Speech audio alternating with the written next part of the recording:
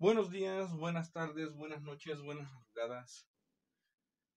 Tras el descubrimiento y captura de los líderes de la conspiración de Valladolid, viene una nueva conspiración que es encabezada por Miguel Hidalgo e Ignacio Allende. Cura uno, militar el otro, ambos criollos que obviamente aspiraban a mucho más en sus respectivas esferas de influencia, esferas profesionales. Hidalgo pues aspiraba a ser algo más que un simple cura párroco, y Allende aspiraba más que ser solo un coronel del ejército virreinal. Ellos organizan junto con otros miembros como Aldama, Basolo y algunos otros conspiradores, entre ellos la esposa del corregidor José Ortiz Domínguez. Empiezan a organizar un levantamiento, sus reuniones se disfrazan de una tertulia literaria, pero eventualmente también son descubiertos. Bueno, más que descubiertos, alguien los echa de cabeza, y antes de ser apresados, en cuanto son denunciados, Allende se alcanza a enterar a tiempo de que ya los acusaron y que ya van tras de ellos. Cabalga toda la noche hacia el pueblo de Dolores, donde estaba justamente asentado Hidalgo como cura. Llega a su casa, lo despierta a mitad de la noche, le informa de la situación. Hidalgo, que apenas iba despertando, eh, tiene que tomar una decisión. Originalmente el levantamiento estaba pensado para varios meses más adelante, hasta octubre, noviembre de 1810. Para septiembre de 1810 no están listos todavía, pero pues ya lo descubrieron. No queda más remedio que salir como dice Hidalgo, salir a coger gachupines, a atrapar españoles. Era una versión muy despectiva para referirse a un español, el término de gachupín. Se levantan en armas y convocan a todo el pueblo del pueblo Dolores. Como tal, no sabemos exactamente qué gritó Hidalgo. Todo el discurso de arenga que da al pueblo, como tal, no lo conocemos. Lo que sí sabemos es que jamás gritó un Viva México, jamás gritó un Viva la Independencia. ¿Qué fue lo que sí sabemos que gritó? Gritó por ahí un Viva la Virgen de Guadalupe, muere el mal gobierno y viva Fernando VII, el heredero al trono de España. Probablemente ni Allende tenían contemplado la independencia de México. Como sea, se levanta en armas, y aquí es cuando empiezan a surgir los conflictos entre Hidalgo y Allende. Unos segundos después de haberse levantado en armas, empiezan a surgir conflictos entre ambos. Allende, como militar profesional que es de la idea de tener pocas tropas, reunir a poca gente, pero entrenarlos debidamente, que sean tropas debidamente disciplinadas, que sean competentes en el quehacer militar, que obedezcan órdenes. Mientras que Hidalgo es de la idea de que hay que echarle solamente un montón, que mientras más gente se sume mejor, y que pues van a vencer por pura superioridad numérica a las tropas realistas. Hidalgo es mucho de la idea de que basta con echarle ganas a las cosas para que todo salga bien. Mientras que Allende es más de la idea de que hace falta preparación antes de lanzarse a la aventura. Se impone Hidalgo, sin embargo. De hecho, Hidalgo queda como capitán general del ejército insurgente, si es que eso se le puede llamar ejército, porque, insisto, no tiene disciplina militar y va a ser grave para lo que va a venir más adelante, mientras que Allende queda como teniente general del ejército. Es raro, considerando que pues, es el único militar profesional de los dos. Avanzan a lo largo de Guanajuato por varias ciudades. Toman, por ejemplo, Celaya, varias de estas pequeñas ciudades de Guanajuato, entre que son tomadas de manera pacífica y que realmente se unen a las fuerzas insurgentes. Toda la población, tanto las élites criollas como la población indígena y mestiza, pues realmente secunda el levantamiento Hidalgo, así que se les unen. No obstante, el único lugar donde se van a encontrar resistencia es en Guanajuato, y ahí se van a tener que tomarlo a sangre y fuego. La ciudad de Guanajuato estaba defendida por el intendente Riaño. Riaño, pues, lo interesante aquí es que de origen era pues hasta amigo de Hidalgo, si no me equivoco se han conocido en la escuela, pero pues ahora están en bandos opuestos. Riaño es realista, mientras que Hidalgo es totalmente insurgente.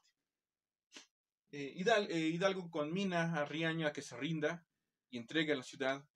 Riaño se niega a ello, sería un acto de traición a la corona española, y Riaño junto con sus fuerzas y varias familias de Guanajuato se refugian en la Alhóndiga de Granaditas. La Alhóndiga era un edificio pensado para el almacenamiento de granos, sobre todo en periodos de sequías y de escasez, de hambrunas, pero no solamente es un almacenamiento de granos, sino que también, dado que es un almacenamiento de granos, pues está fortificado, está construido como una pequeña fortaleza para que la gente no llegue y saquee los granos que están alojados en la Alhóndiga.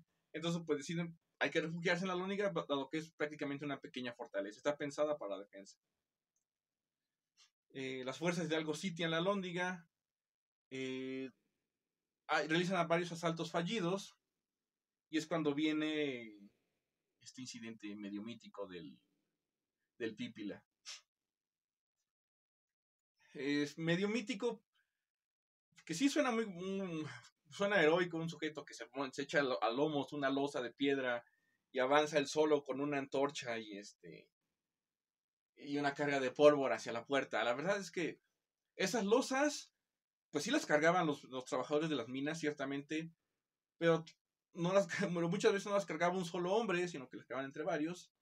Y eso suma el grado de dificultad de, pues, cargar la losa mientras tienes que sostener la losa con las correas, además, mientras que tienes que sostener una antorcha encendida y una carga de pólvora. Todo eso mientras cargas además tu losa de piedra que fácilmente pesaría unos 40 kilos. Mientras desde arriba de la Alhóndiga los soldados realistas te están disparando. Entonces, es un blanco muy fácil realmente. Lo más probable es que no fuera un solo hombre que se aventara, sino que fueran varios voluntarios y que uno logró llegar a la puerta y como sea, logró volarla. Una vez que estoy en la puerta, todas las fuerzas de insurgentes irrumpen de golpe en la Alhóndiga y ocurre lo que hoy consideramos como el primer crimen de guerra de la Guerra de Independencia, puesto que viene una masacre. Se mata a varios de los hombres que están defendiendo la Alhóndiga. Así se hayan rendido, son asesinados. Hay unos que ni siquiera eran combatientes y de todas formas son asesinados. Las mujeres que estaban, porque insisto, pues, habían refugiado varias familias ahí, las mujeres que se habían refugiado junto con sus familias, pues muchas, si no es que todas, son violadas sin importar la edad que tuvieran. Es un caos. Hidalgo y Allende tratan de poner orden y detener los asesinatos y violaciones que se están dando en ese momento. Sin embargo, la situación nos rebasa. Son tropas totalmente indisciplinadas, que no obedecen órdenes, que fue justamente lo que le había advertido Allende a Hidalgo. Hace falta tropas debidamente entrenadas, disciplinadas, que nos obedezcan en el campo de batalla, y no son las que tenemos. A partir de la toma de la Alhóndiga de Granaditas, Hidalgo y Allende, que hasta el momento han sido amigos, pues empiezan a enemistar entre ellos. Allende le reclama a Hidalgo que lo que pasó en la Alhóndiga de Granaditas es su culpa, y que no solamente es su culpa, sino que seguro por eso que pasó en la Alhóndiga, mucha gente va a abandonar la causa insurgente. Y dicho y hecho, 3-2-1, a los pocos días muchos de los criollos que apoyaban la causa insurgente, pues ven lo que pasó en la Alhóndiga, o ven o se enteran de lo que pasó en la Alhóndiga, y abandonan a los insurgentes, abandonan a Hidalgo. Incluso hubo muchos que se pasaron del bando realista. No va a ser el único problema que se origine por esta falta de disciplina de las tropas de Hidalgo. Como sea, siguen avanzando desde Guanajuato, siguen avanzando hacia la Ciudad de México, y en el camino se enfrentan a las tropas realistas en la batalla del Monte de las Cruces. Es la primera vez que como tal los insurgentes se enfrentan a una fuerza realista en campo abierto. Es la primera vez incluso que ven cañones. Durante la batalla, de hecho, los insurgentes, los indígenas y estaban tan aterrorizados con el son de los cañones, porque nunca habían escuchado uno, ni visto un cañón en su vida. De repente los empiezan a ver y ven los efectos que causan el campo de batalla. Hay indígenas que se acercan a los cañones y tratan de tapar la boca a los cañones con sus sombreros de paja. Tratan de tapar la boca a los cañones con sus sombreros de paja. Es una masacre. De hecho, los insurgentes estuvieron a punto de perder la batalla realmente, justamente por las tropas mal entrenadas y mal disciplinadas que tenían. Sin embargo, en algún punto de la lucha, inició en la mañana, hacia la tarde más o menos, las tropas israelitas rompen, dan un contraataque, pero lo lanzan de manera precipitada, de manera desordenada, generan una brecha en sus líneas, brecha que en ese momento Allende, que es un militar ya con mucho colmillo realmente, detecta que cometió un error y carga con sus dragones, que son pues una infantería a caballo, así que por eso se llaman dragones, porque son infantes montados a caballo. Llevan fusiles, entonces cargan de golpe contra esta brecha que se armó en las líneas realistas, las rompen y con ello generan el caos en las tropas realistas que empiezan a retroceder, caos que es aprovechado por los insurgentes para contraatacar, ponerlos en fuga y ganar la batalla. Pero la ganaron no de churro realmente, la ganaron estando a punto de perderla. Y la ganan en buena medida gracias al colmillo de Allende por completo, que vio la oportunidad de lanzar un contragolpe, aprovechar al máximo un punto decisivo y con eso ganar la batalla. Una vez derrotado el ejército realista en el Monte de las Cruces, pues ya no hay nada que se interponga entre las tropas de Hidalgo y la Ciudad de México. Acamparon esa noche en el pueblo de Coajimal, para precisamente. Y a partir de ahí, Allende se la idea de pues hay que seguir adelante y tomar Ciudad de México. Incluso recibió un enviado del virrey, pues tratando de negociar una captura pacífica de la ciudad. Sin embargo, y aquí lo que nadie se pone de acuerdo, Hidalgo da la orden de retirada. No solo no ordena avanzar sobre la Ciudad de México, sino que ordena regresar sobre sus pasos. Regresar todos hacia el Bajío. No hay consenso sobre por qué decidió esto. Algunos plantean que Hidalgo no quería tomar Ciudad de México porque ya un ejército desde San Luis Potosí, un ejército realista al mando de José María Calleja, avanzaba hacia la Ciudad de México para enfrentar a las tropas de Hidalgo. Y este argumento lo que plantea es que Hidalgo lo que no quería era quedar encerrado en la Ciudad de México y enfrentar un sitio en una ciudad donde es prácticamente una ciudad que es prácticamente indefendible. Acuérdense lo que pasó con los mexicas. Nada, les cortó en el agua y valió más. En buena parte de la defensa.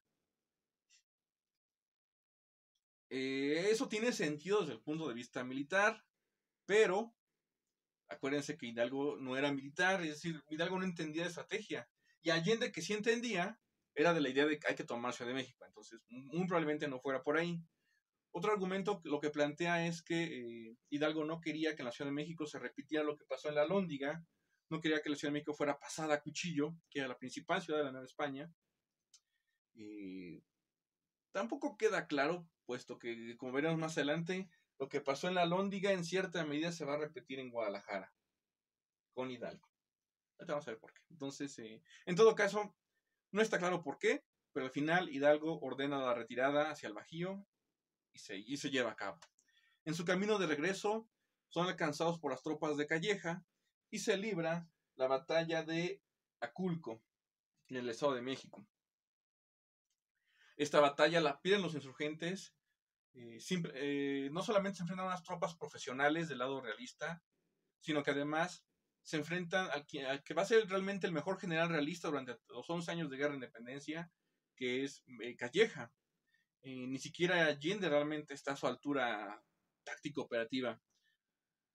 Son derrotadas las tropas de Hidalgo, sufren numerosas bajas, y aquí se viene una ruptura entre Hidalgo y Allende. Allende vuelve a culpar a Hidalgo de la derrota por tener tropas mal entrenadas y mal disciplinadas.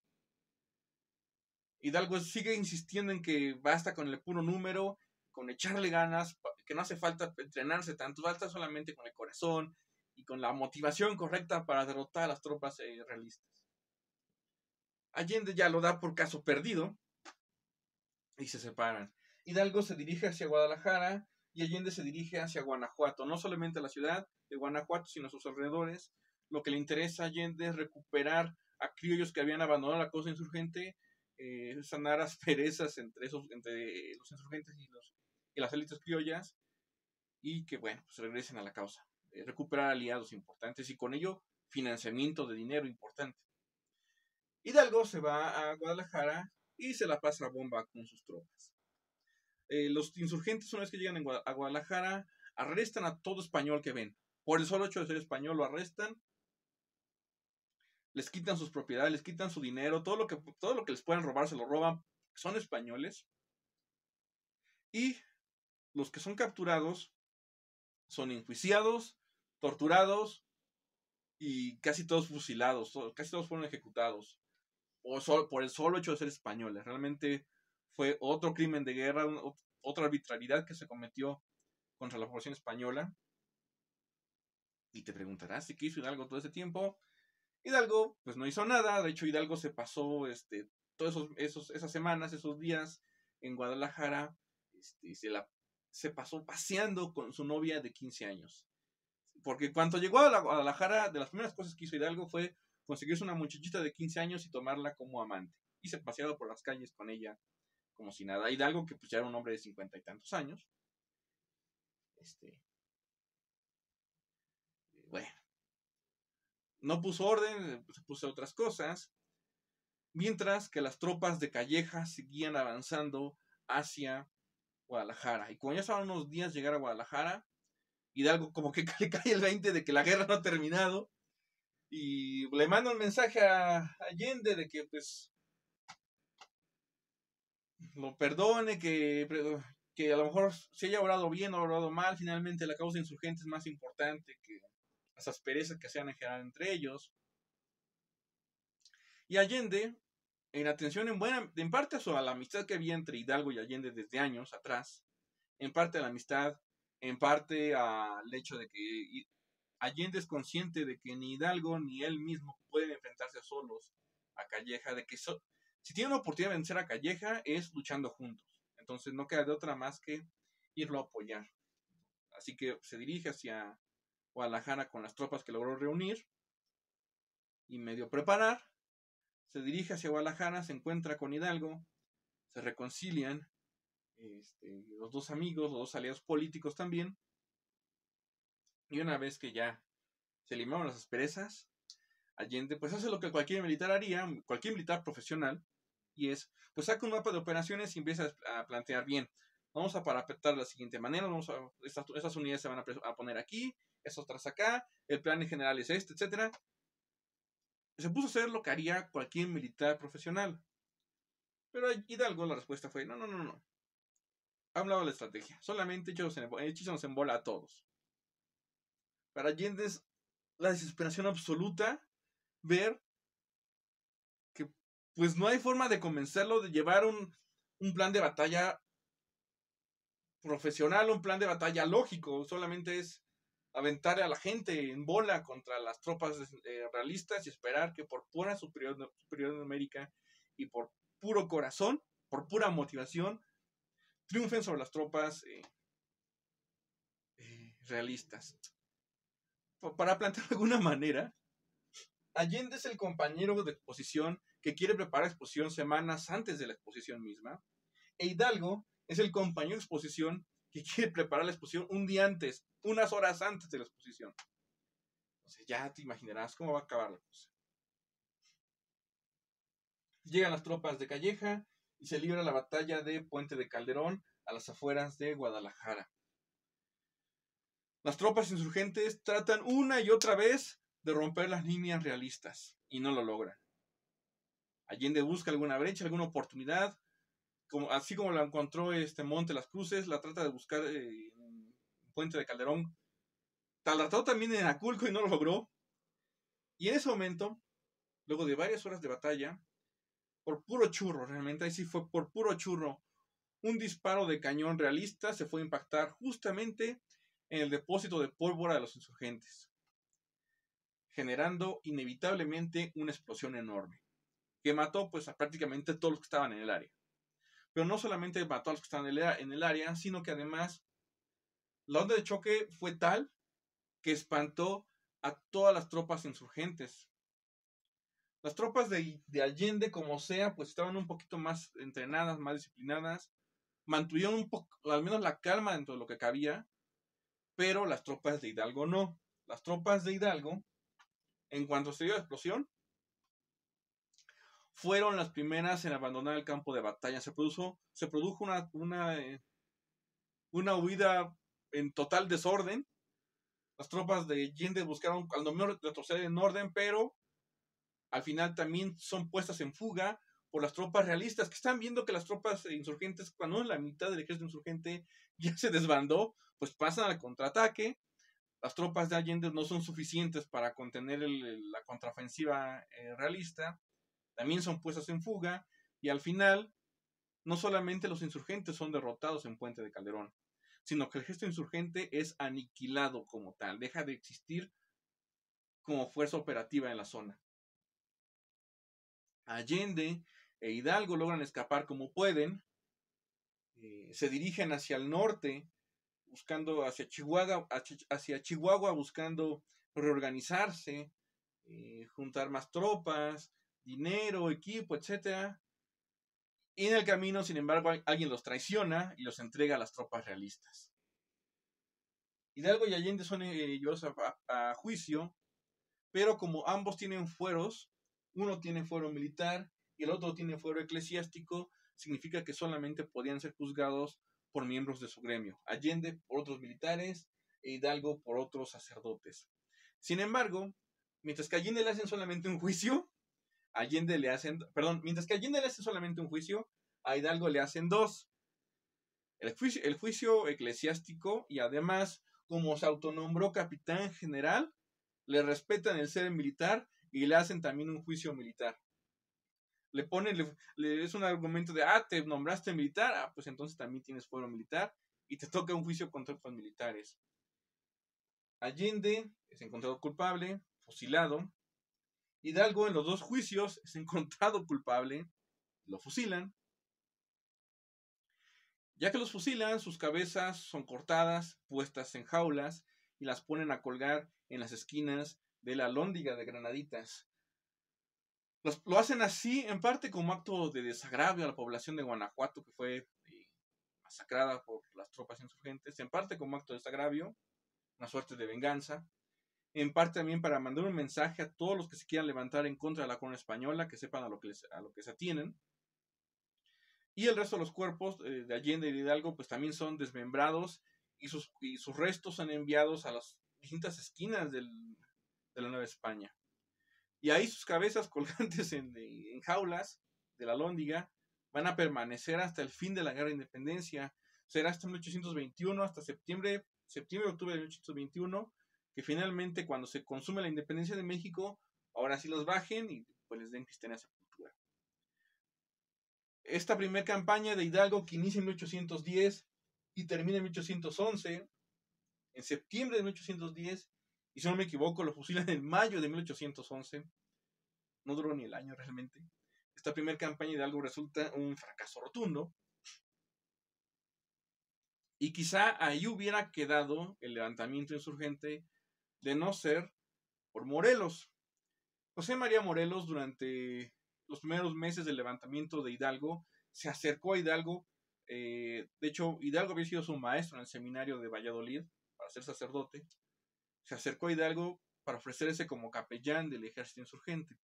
Sin embargo, Hidalgo reconocía en Morelos más dotes, más capacidad para ser solamente capellán. Entonces reconoció en él sobre todo liderazgo, capacidad de mando entre los hombres. Y convenció a Morelos de que se fuera hacia la zona de Michoacán, la zona de Guerrero, la zona de Tierra Caliente, de ambas zonas, que organizaron un levantamiento armado ahí, que reclutara tropas y expandía la rebelión insurgente. Lo que Morelos obedeció, y en 1811, justo el mismo año que matan a Hidalgo, ese mismo año, 1811, Morelos se levanta en armas contra los realistas. Pero las campañas de Morelos hablaremos en el siguiente video. Hasta entonces.